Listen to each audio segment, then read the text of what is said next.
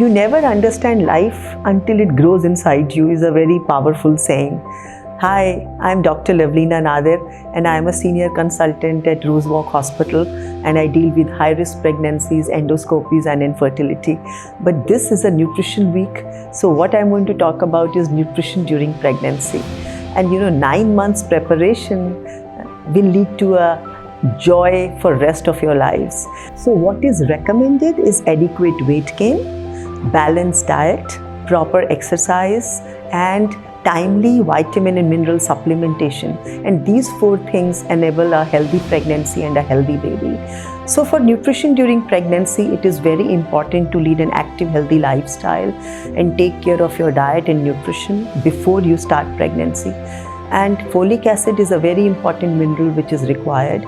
400 micrograms of folic acid is required to prevent neural tube defects in the baby and for the growth.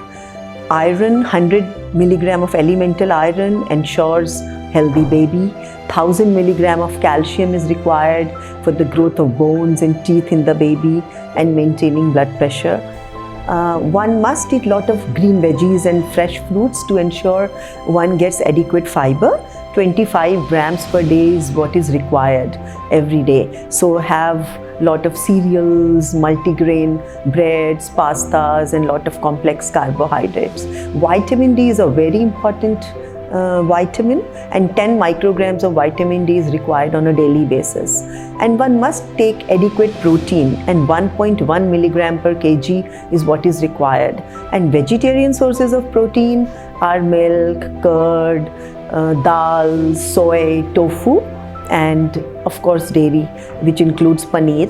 And non-vegetarian sources are mutton, fish, chicken, eggs. So one must choose from these good sources of protein on a daily basis. You can have just 2 portions of oily fish like salmon and mackerel in a week, because if you consume too much, then there can be high levels of mercury. So the fish to avoid during pregnancy are shellfish like shark, swordfish and marlin. And of course, fish is good for omega-3, but we just have to be careful about the levels of mercury in the fish. Another important thing which we must consume during pregnancy is omega-3. Omega-3 is DHA, and it's very important to prevent preterm deliveries, intrauterine growth retardation. And vegetarian sources of omega-3 is just walnut and flax seeds. But non-vegetarian sources, of course, fish, which comes from deep sea. So one must consume, the adequate quantity is minimum 1.2 grams per day of omega-3 fatty acids, and it really helps in having a smooth pregnancy. Another thing I would like to point out is the amount of caffeine that you can use during pregnancy. So ideally either 2 cups of coffee or 2 cups of tea or 1 cup of each, but the maximum limit should not be crossed, which is 200 milligram per day.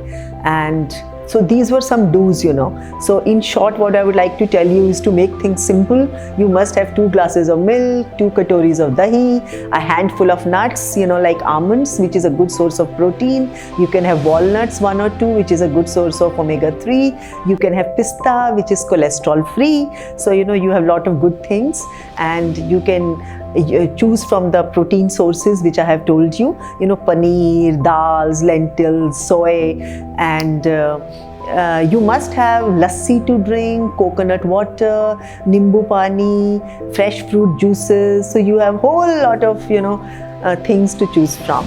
But then there are things which you have to avoid during pregnancy and which are very important. And one is you must avoid aerated drinks, because sodas can leach calcium from your body. You must avoid Ajinomoto.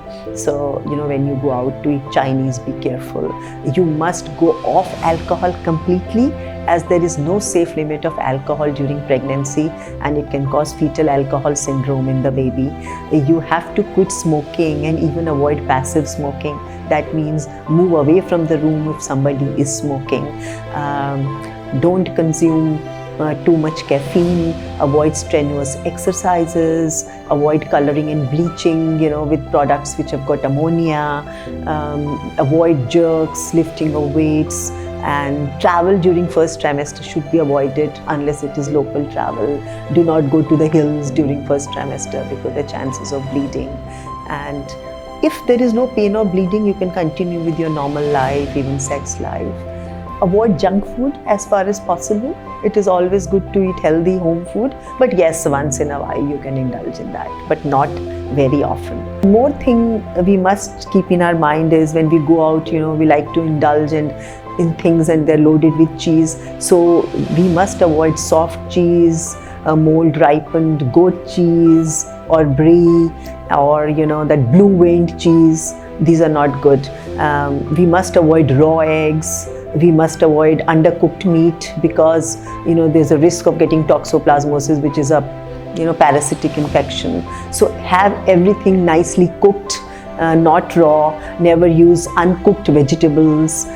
Wash them nicely, to remove pesticides, fertilizers. So these are small precautions which will go a long way in make your journey joyous. So in the end, I would like to say I encourage all mothers to eat healthy, but do a regular exercise, and which could be in the form of breathing exercises, your Kegels, your walks, pregnancy yogas. Everything will make your journey smooth. So happy journey to motherhood. Thank you.